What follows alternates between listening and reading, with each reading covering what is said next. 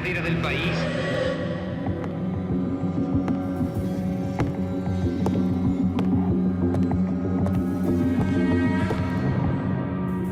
Este capítulo de nuestra historia comienza con la llegada al poder de la oligarquía conservadora y termina cuando el primer líder de masas del siglo XX es elegido presidente. Pero antes hagamos un pequeño repaso, recorramos la línea de tiempo.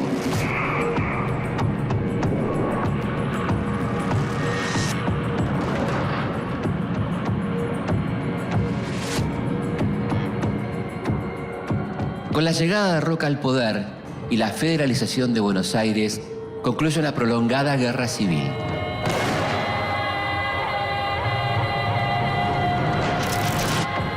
Argentina logró la organización institucional del país. Se incorporó a la economía mundial como exportador de materias primas y consiguió la ocupación de todo el territorio.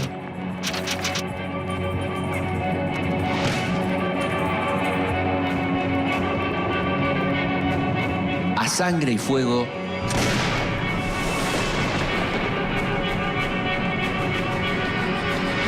se ha conformado el Estado Nacional.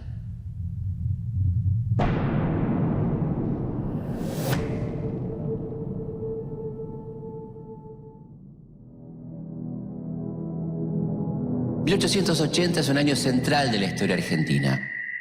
Buenos Aires es derrotada por las fuerzas del Ejército Nacional y se ve obligada a entregar la capital. También se llama elecciones, en las que triunfa el hombre que va a marcar el rumbo de la nación durante los próximos 30 años. Julio Argentino Roca es el ideólogo de la llamada conquista del desierto, la campaña de exterminio de los pueblos originarios de la Patagonia.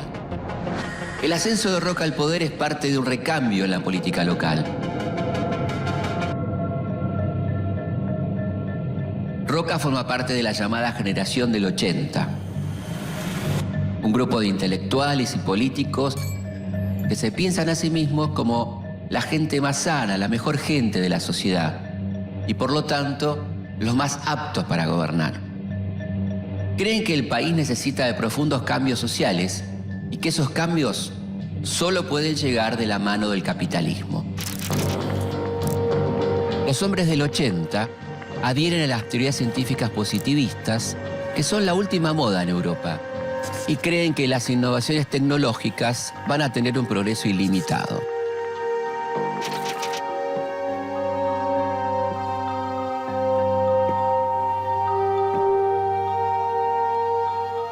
Sienten un profundo desprecio por las clases populares y piensan que el progreso solo es posible bajo un rígido orden social. Los conservadores tienen su propio partido, el PAN, Partido Autonomista Nacional, y su propio lema, paz y administración, aunque en realidad solo buscan mantener la paz para hacer buenos negocios. Mientras tanto, en Europa, el desarrollo del transporte terrestre y marítimo produce un movimiento impensado poco tiempo atrás. Ahora, las clases trabajadoras pueden emigrar de un continente a otro en busca de mejores condiciones de vida.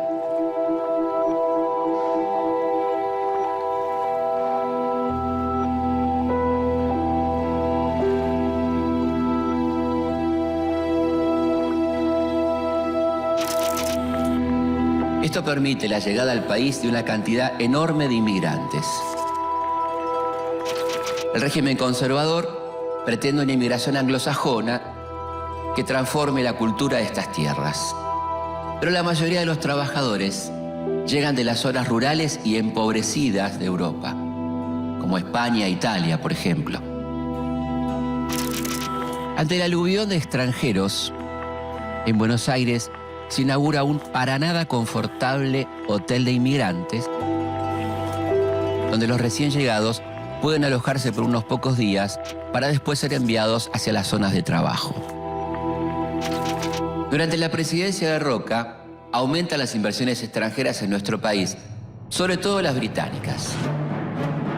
Inglaterra pone el ojo en las tierras, los bancos, los frigoríficos y los ferrocarriles. En poco tiempo, se duplican los kilómetros de vías férreas que terminan su recorrido en el puerto de Buenos Aires para que nuestras carnes, cereales y cueros sean exportados a Europa.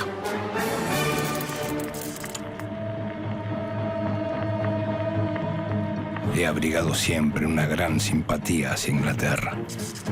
La República Argentina, que será algún día una gran nación, no olvidará jamás que el estado de progreso y prosperidad en que se encuentra en estos momentos se deben en gran parte al capital inglés. Son los años de consolidación del modelo agroexportador. Argentina se integra a la economía mundial como proveedor de materias primas, pero sin desarrollo industrial y, por lo tanto, importador de productos manufacturados. Este modelo ubica al país entre los más ricos del mundo, situación que solo beneficia a una minoría de comerciantes y grandes terratenientes y que, o casualidad, pertenecen a ese partido conservador. Muchos inmigrantes vienen atraídos por la posibilidad de acceder a la propiedad de la tierra, pero cuando llegan, solo consiguen un empleo como peones, capataces o jornaleros.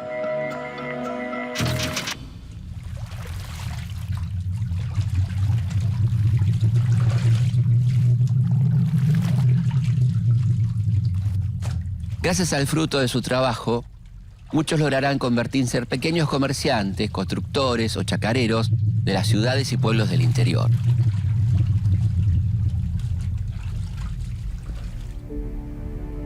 Como presidente, Roca plantea grandes avances en materia civil, educativo y económico.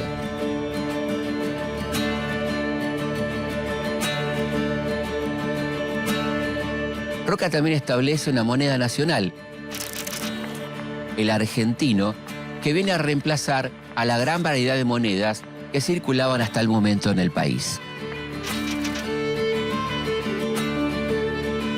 Durante el mandato de Roca, también se crea el registro civil, que pasa a controlar los nacimientos, defunciones y casamientos, tareas que hasta ese momento estaban en manos de la Iglesia. Roca también crea el Consejo Nacional de Educación, encabezado por Domingo Faustino Sarmiento. Esta institución es la impulsora de medidas claves para el desarrollo del país, como la Ley 1420 de enseñanza primaria, gratuita, laica y obligatoria. También regula el funcionamiento de universidades y crea escuelas para la preparación de maquinistas y obreros.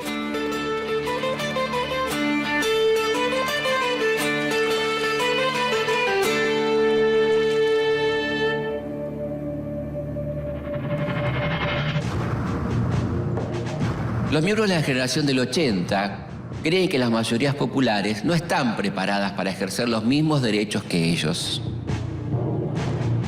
Cuando llegan las elecciones de 1886, Roca elige como sucesor a su concuñado, Miguel Juárez Celman. Y no hay mucho más para decidir.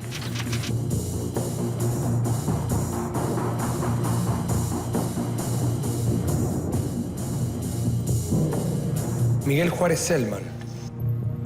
Por eso es que no tienen ningún reparo en justificar el uso del fraude para mantenerse en el poder. Miguel Juárez Celman. No creo en el sufragio universal.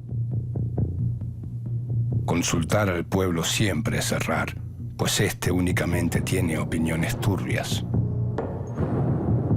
El hecho del fraude, si es que existe, Bernardo de Irigoyen. será obra de los partidos en lucha.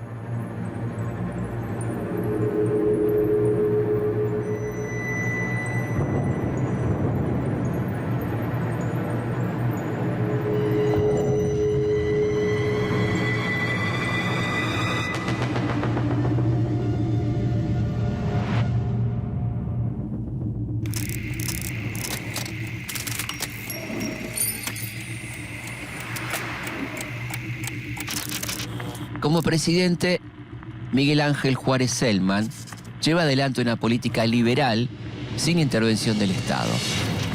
Privatiza todos los servicios públicos, lo que da lugar a grandes negociados que benefician a los amigos del poder. Estos sectores, conocidos como grupos juaristas, toman una gran fuerza durante su mandato.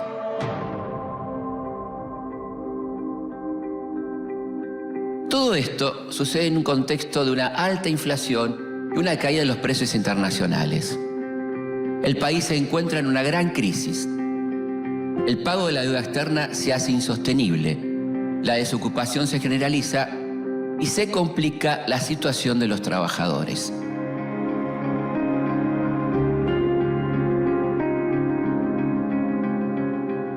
La política de Juárez Celman, sumada a la corrupción y la crisis económica, afianzan el surgimiento de la oposición.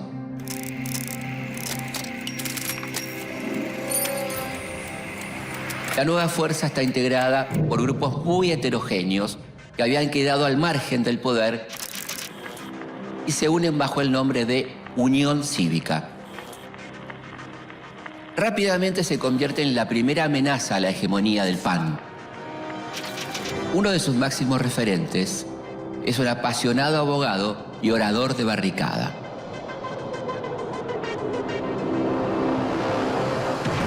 Leandro Nicéforo Alem nace en 1841.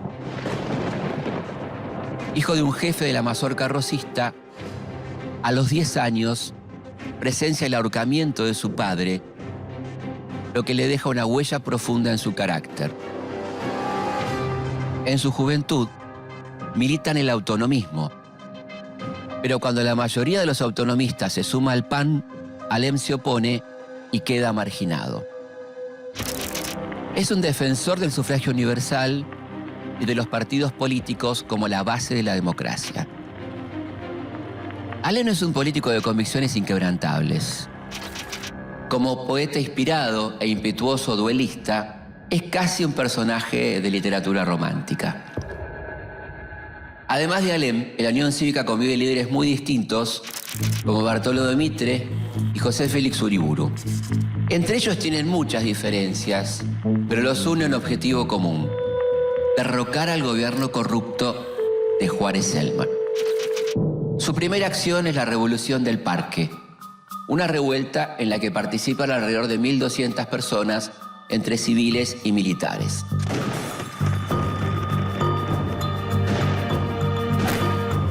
Ni en Europa ni en América podía encontrarse en estos tiempos un gobierno que se le parezca. La codicia ha sido su inspiración. La corrupción ha sido su medio.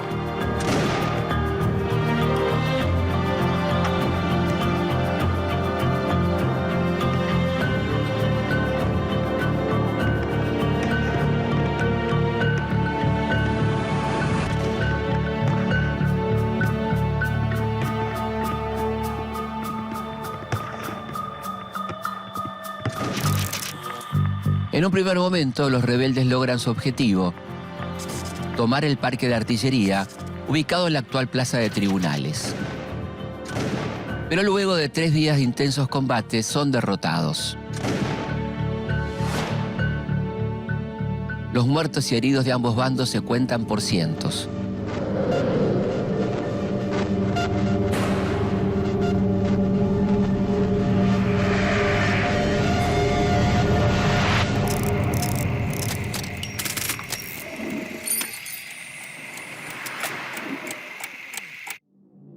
La revolución del parque es controlada, pero la figura de Juárez Celman se ha debilitado y se ve obligado a renunciar.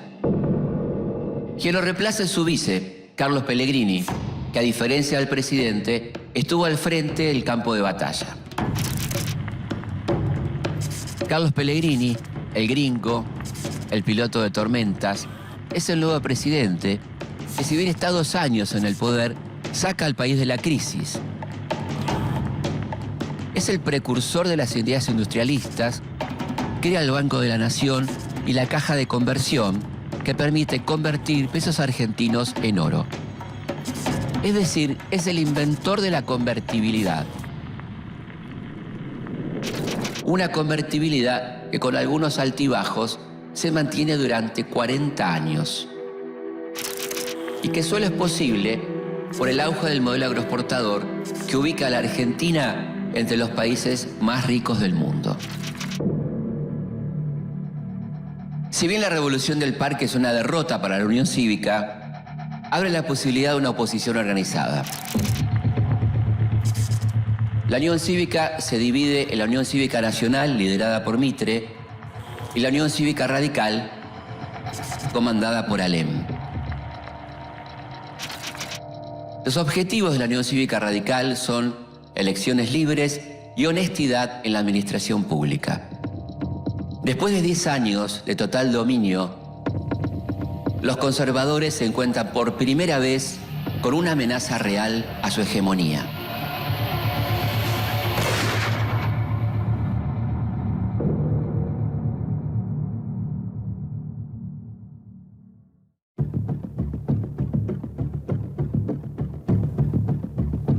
Estamos en 1891. Los conservadores llevan 11 años en el poder gracias al fraude. Y este año surge el primer partido político moderno de la Argentina, la primera amenaza firme a la hegemonía de los conservadores, la Unión Cívica Radical.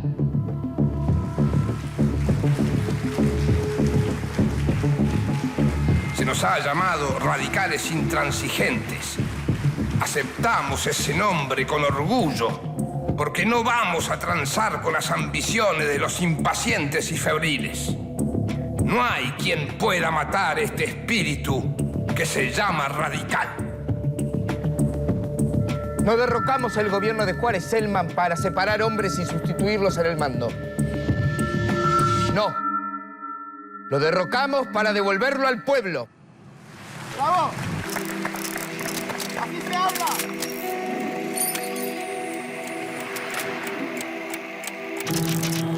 Mientras la UCR se organiza, Pellegrini trata de sacar al país de la crisis económica.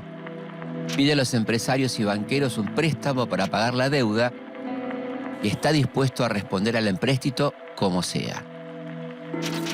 El objetivo de la UCR es ambicioso. Buscan depurar el poder, acabar con el fraude y la corrupción.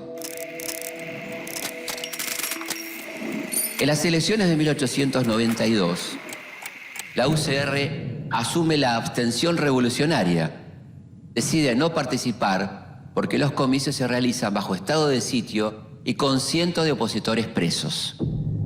Sin oposición y con la ayuda del fraude, se convierte en presidente el candidato de Roca, Luis Sáenz Peña.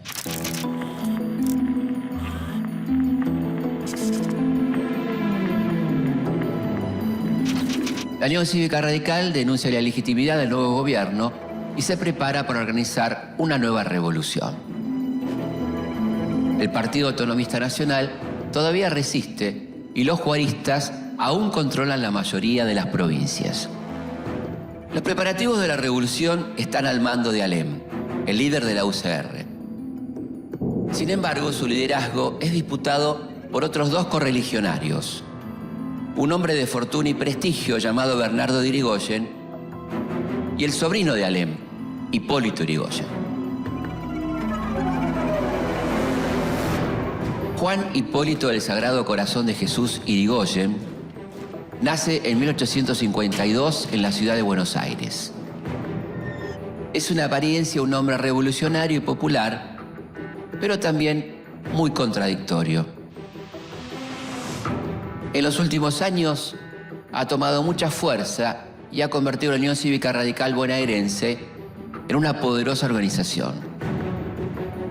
Sin embargo, son muchos los que dentro de la Unión Cívica Radical desconfían de él y de su estilo.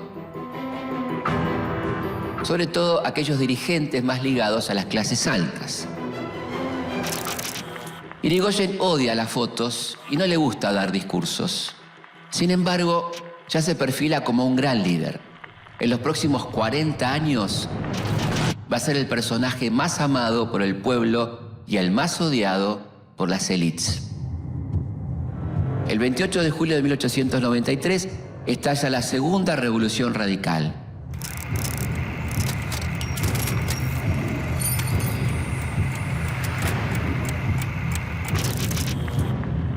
El movimiento armado comienza en San Luis. En Buenos Aires, Irigoyen organiza cerca de 8.000 hombres armados, pero la falta de comunicación entre los levantamientos y la represión conducida por Roca, que ahora es el ministro del Interior, hacen fracasar la sublevación. Para evitar un baño de sangre, Irigoyen disuelve el gobierno revolucionario. Para Alem, esto es definitivamente una traición. Buenos Aires y el resto de las provincias revolucionarias entregan las armas. Alem intenta resistir en Rosario, pero Roca lo convence de rendirse y lo detiene. Al igual que cientos de radicales, Alem pasa los siguientes 6 meses preso, mientras que Irigoyen se exilia en Montevideo. La Segunda Revolución Radical ha fracasado. Para 1895, el presidente Luis Sáenz Peña está muy debilitado. No puede resolver las disputas internas de su partido y no se ha mostrado muy efectivo ante las amenazas revolucionarias de la oposición. Acorralado, presenta su renuncia y en su lugar asume su vicepresidente, José Evaristo Uriburu.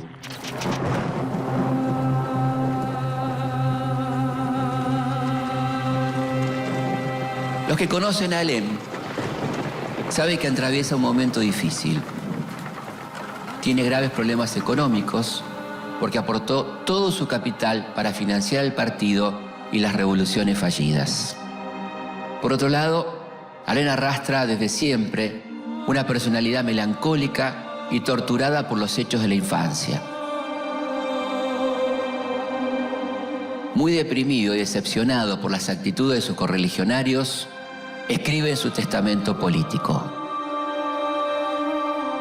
He terminado mi carrera. He cumplido mi misión. Para vivir estéril, inútil y deprimido, es preferible morir. Sí, que se rompa, pero que no se doble.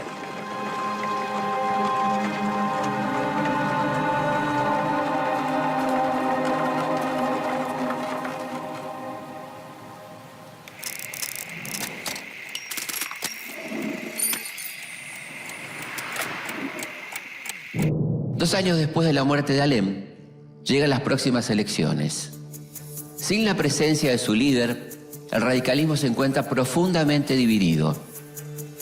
Dentro del PAN, la candidatura de Roca es indiscutible. Lo ayudan los importantes logros de su primera presidencia, su actuación como ministro del Interior en la última revolución radical y también su desempeño en el Senado. Ante un radicalismo desorganizado, Roca casi no tiene oposición.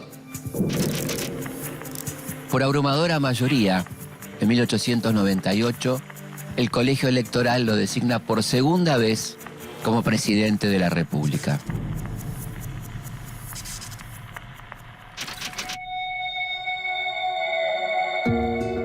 Durante el segundo mandato de Roca, Hipólito Yrigoyen reorganiza la Unión Cívica Radical. Los principios son los mismos: respetar la Constitución, reconquistar la vida cívica y la austeridad democrática. Acusan al gobierno de no respetar las autonomías provinciales y abusar de la administración pública. Según ellos, todo esto hace al régimen conservador ilegítimo y eso justifica el uso de la fuerza para reemplazarlo del poder.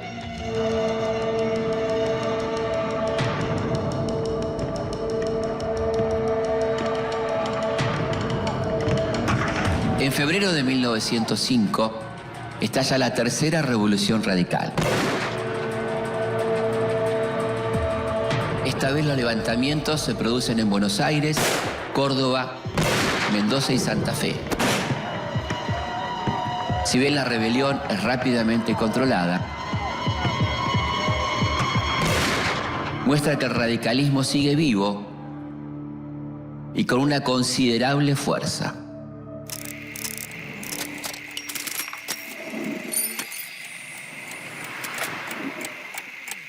No solo los radicales se levantan en contra del gobierno por estos días. Los trabajadores también se hacen escuchar con manifestaciones cada vez más importantes. Los millones de inmigrantes que llegan desde Europa no solamente traen su fuerza de trabajo. Con ellos también llegan las ideas anarquistas y socialistas, movimientos que pondrán en jaque a los futuros gobiernos de la Argentina.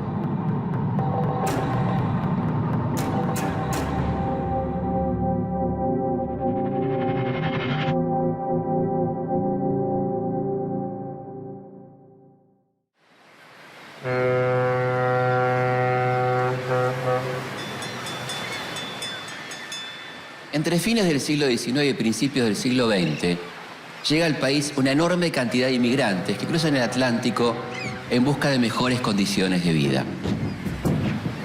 Los sucesivos gobiernos argentinos fomentan la inmigración, esperando que lleguen industriosos trabajadores sajones del norte de Europa que transformen nuestro país. Pero eso no sucede porque el modelo económico agroexportador de nuestro país no desarrolla la industria y por lo tanto no ofrece puestos de trabajo en ese sector. En su mayoría, los recién llegados son campesinos del sur empobrecido. La paga es mejor que en sus países de origen, pero las condiciones de vida y de trabajo son pésimas. Desde el comienzo de este aluvión inmigratorio, los obreros buscan organizarse para mejorar su situación.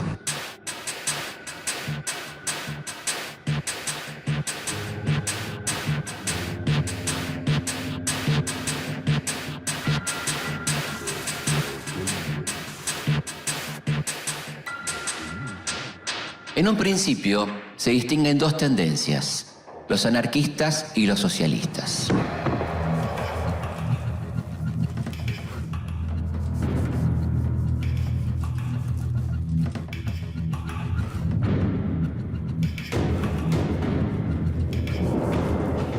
Los socialistas ven a la política criolla más preocupada por alcanzar el poder que en definir un programa de gobierno. Su partido, fundado en 1896, tiene un programa definido hasta el detalle. Se manifiestan a través de las huelgas y protestas que cada vez logran mayor repercusión. Jornada de 8 horas para los adultos y prohibición del trabajo industrial a los menores de 14 años. Descanso obligatorio de 36 horas continuas por semana. Los anarquistas, por su parte, son partidarios de la acción directa del pueblo.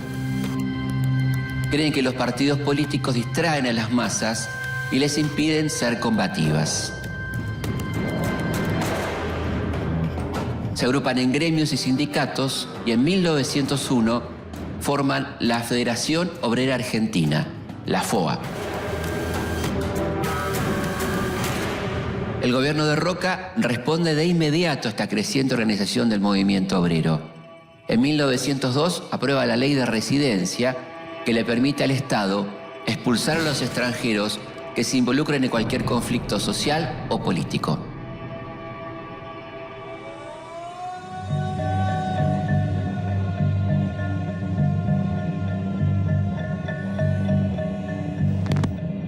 También aprueba la ley de servicio militar obligatorio para todos los varones de 20 años.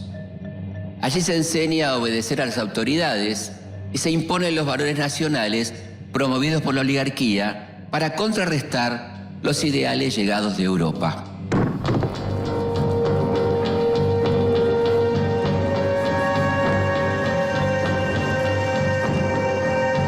Pero a pesar de los esfuerzos del gobierno, los obreros no se rinden. Siguen con las huelgas y manifestaciones, luchando por salir de la miseria y la explotación a la que son condenados.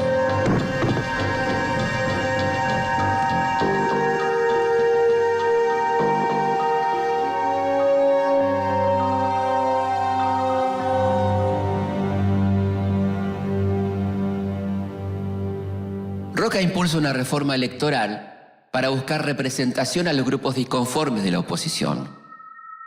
La idea es evitar nuevas revoluciones.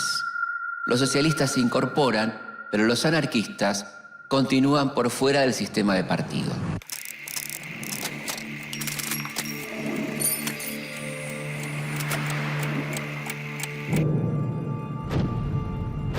Cuando en 1904 llegan las nuevas elecciones presidenciales, la continuidad de su gobierno se vuelve a decidir entre un círculo selecto de los conservadores. Roca logra imponer a su sucesor y deja el poder en manos de Manuel Quintana, que se impone en fraudulentos comicios sin oposición. Pero Quintana se enferma gravemente y en pocos meses asume su vice, Figueroa Alcorta, un conservador de tendencia liberal. Como la influencia de Roca complica el ejercicio de su mandato, Alcorta responde cerrando el Congreso e interviniendo las provincias roquistas. Durante su gobierno, Figueroa Alcorta también tiene que enfrentar sucesivas huelgas y protestas, fruto de la gran desigualdad social que vive el país.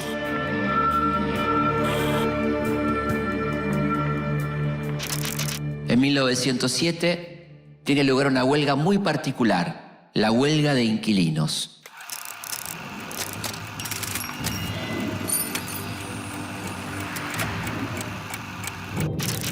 Una protesta de los habitantes de los conventillos de las ciudades más importantes del país, que reclaman por las malas condiciones de vida y deciden no pagar sus alquileres frente al aumento desmedido.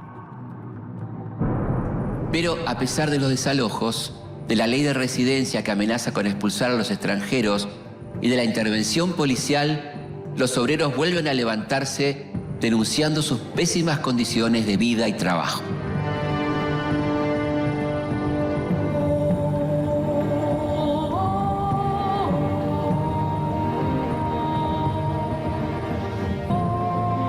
El 1 de mayo de 1909, alrededor de 1.500 personas, convocadas por los gremios anarquistas, se reúnen en la Plaza Lorea, en el barrio de Congreso, para conmemorar el Día Internacional del Trabajador. La policía, al mando del coronel Ramón Falcón, llega hasta el lugar con una actitud intimidatoria y provocadora. El acto se desarrolla con normalidad, pero cuando los manifestantes se están dispersando, los hombres de Falcón abren fuego sobre la multitud.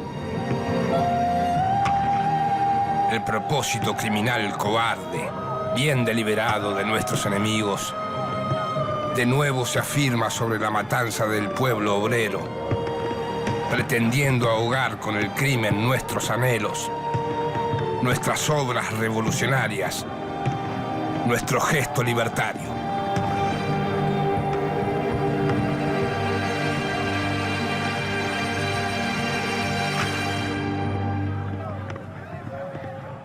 Esta feroz represión deja un saldo de 14 muertos y alrededor de 80 heridos.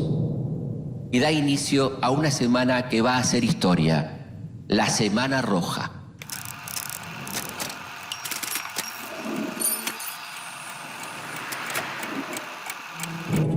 Son días intensos y sangrientos de huelgas generales, manifestaciones y numerosos enfrentamientos entre obreros y fuerzas de seguridad. El gobierno de Figueroa Alcorta ignora los reclamos de justicia contra los represores y felicita al comisario Falcón. Unos meses después de la Semana Roja, en noviembre de 1909, los muertos son finalmente vengados. El jefe de la policía, coronel Ramón Falcón, responsable de la muerte de cientos de obreros, es asesinado por un anarquista ruso de tan solo 17 años, Simón Radovisky.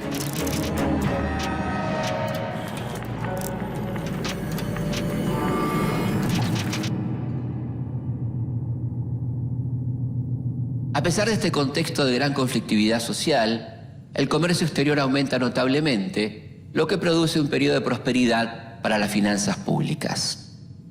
Esto le permite a Figueroa Alcorta destinar enormes sumas de dinero para los festejos de un aniversario muy especial, el centenario de la Revolución de Mayo.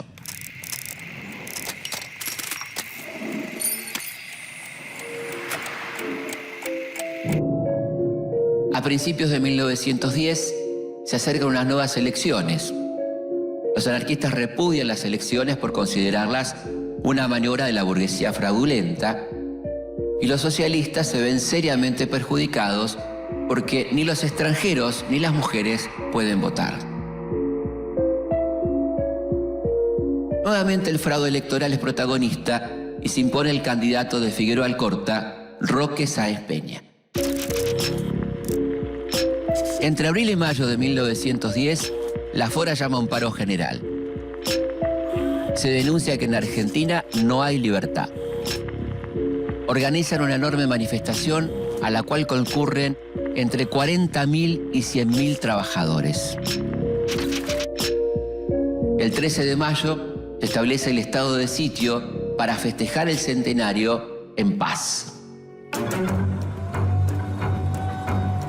Durante el estado de sitio, por las noches, bandas de jóvenes de clase alta se suman a la represión.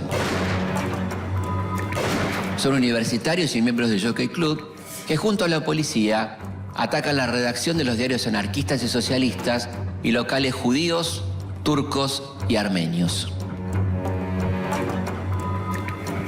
Las comisarías y las cárceles desbordan de anarquistas, pero los obreros no se rinden.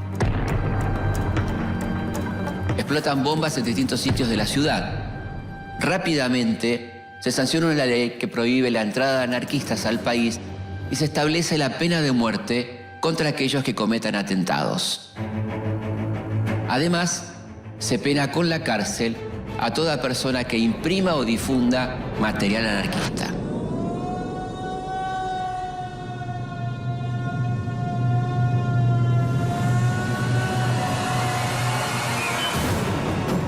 En 3 días, más de 500 activistas políticos son detenidos o deportados.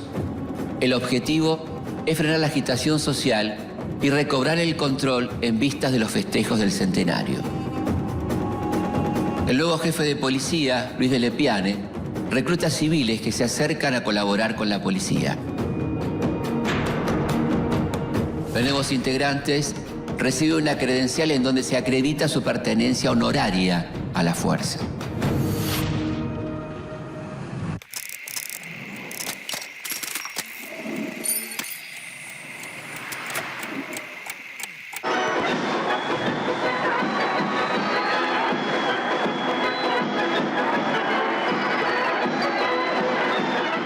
La elegancia porteña, en interminable desfile, concentra su presencia en la rural. Para los festejos del centenario se crean grandes monumentos, avenidas, parques y diagonales. La riqueza ganadera del país está presente en la muestra de los mejores exponentes de su plantel. Durante una semana se despliegan desfiles militares y navales, arriban visitantes ilustres y se producen exposiciones masivas.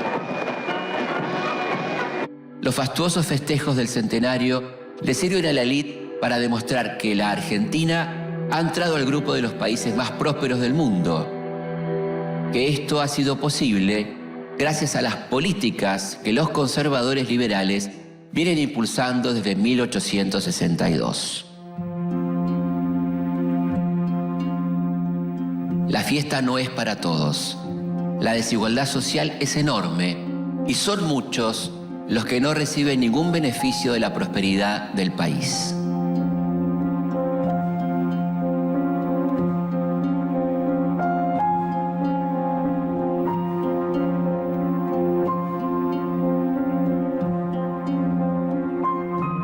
Detrás de escena hay censura, miles de presos políticos y sociales y estado de sitio.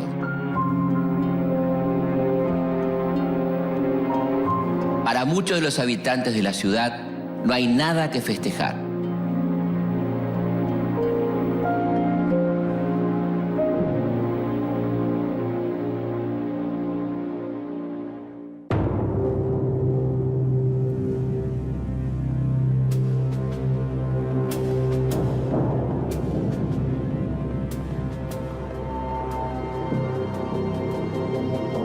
Para 1910, la nación ya tiene 100 años, pero la democracia no encuentra su lugar. El régimen conservador se perpetúa en el poder mediante el fraude y la exclusión social. El pueblo y los incipientes partidos no encuentran espacios para expresarse y son duramente reprimidos. El nuevo presidente, Roque Sáenz Peña, representa el sector liberal dentro del PAN. Desde el inicio de su carrera, tiene diferencias con Roca, pero nunca se va del Partido Conservador. Cuando llega al poder, está convencido de que, así como se realizaron importantes reformas en la economía y la sociedad, ahora es el momento de modernizar el sistema político.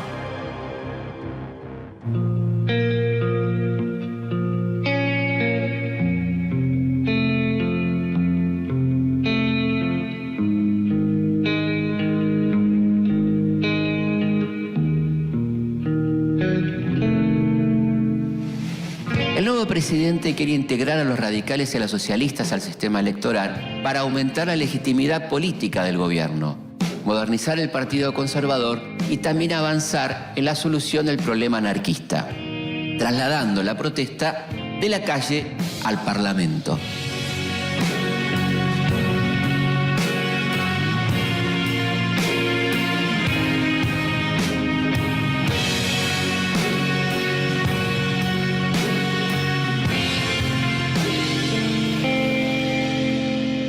Roque Sáenz Peña se reúne en secreto con Hipólito Yrigoyen, el principal referente de la oposición.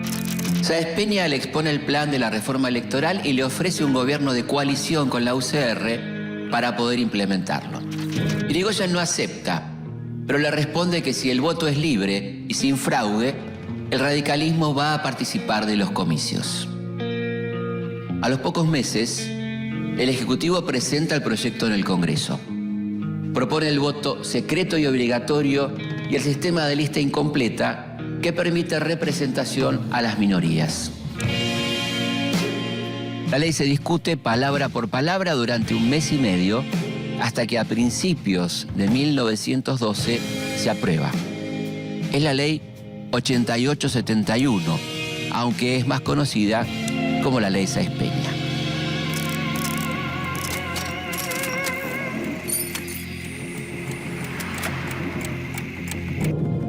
La ley es un importante avance para la participación democrática, pero no ha podido frenar la creciente conflictividad social. Durante el año 1912 hay 200 huelgas en la capital federal y los reclamos no se limitan solo a la ciudad. En la colonia de Alcorta, en la provincia de Santa Fe, un grupo de pequeños arrendatarios rurales inicia una protesta. Son en su mayoría inmigrantes que reclaman por las pésimas condiciones de alquiler de las tierras. El conflicto que evidencia las necesidades del sector se extiende a Buenos Aires y a Córdoba.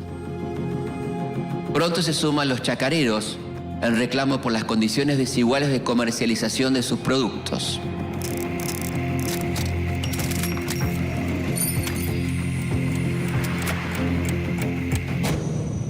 Conocido como el Grito de Alcorta, el conflicto dura 3 meses y logra que algunos propietarios disminuyan el precio de los arrendamientos.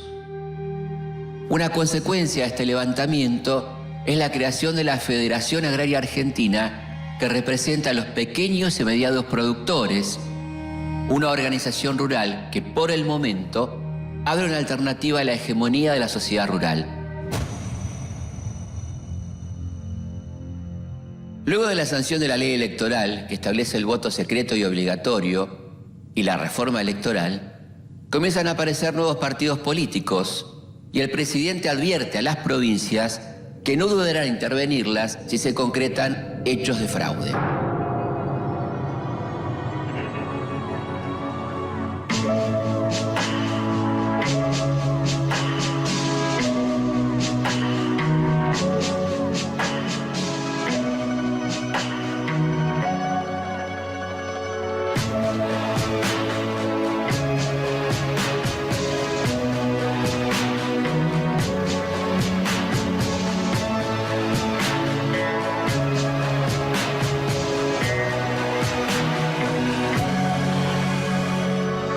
Finalmente llega el día esperado.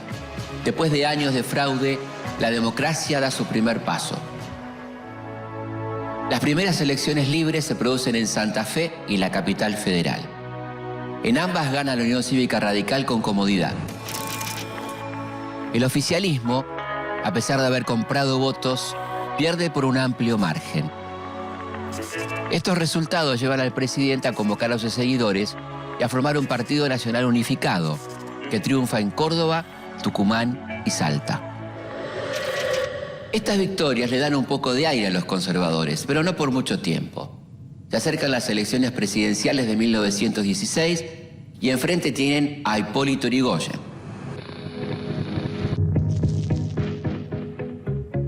El líder radical, en busca de apoyo, organiza banquetes, caravanas de autos y recorridos en tren. Es el comienzo de un nuevo tipo de líder de masas que presenta una forma novedosa de hacer política. A los conservadores, en cambio, les cuesta acostumbrarse a las nuevas reglas del juego que plantea la ley Sáenz Peña. Un pequeño grupo encabezado por Roca propone volver al fraude, mientras que otros piensan que hay que respetar la nueva ley. El presidente Roque Sáenz Peña no interviene en las disputas internas. Gravemente enfermo, se retira de la política y tras unos meses de agonía muere. El soldado de Arica, el brillante diplomático, el gran estadista, ha muerto. Su reemplazante es el vice, Victorino de la Plaza, a quien no le entusiasma mucho la reforma electoral. Teme un triunfo radical y crecen los rumores de que derogará la ley. Pero el temor a una revuelta hace que deje todo como estaba.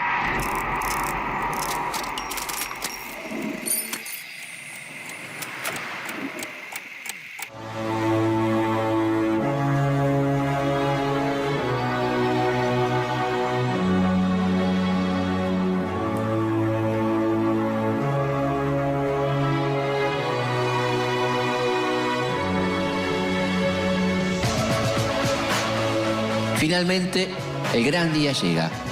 En las elecciones vota cerca del 60% de un padrón conformado solo por hombres.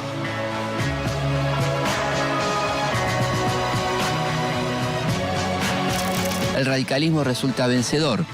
Hipólito Yrigoyen se convierte en el primer presidente argentino elegido democráticamente. Hipólito Yrigoyen asume la presidencia acompañado por una multitud. Nunca antes había sucedido algo así. Ese día, sus partidarios desatan los caballos de su carruaje y lo llevan a pulso hasta la Casa de Gobierno. ¿Qué mejor imagen puede definir la democracia? Un líder de masas, un revolucionario que luego de 25 años de lucha es llevado por la fuerza de su pueblo hasta la Casa Rosada.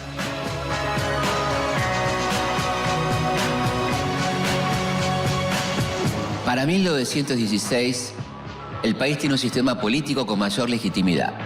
Por primera vez, un presidente de la nación cuenta con apoyo legítimo de una parte importante del pueblo argentino.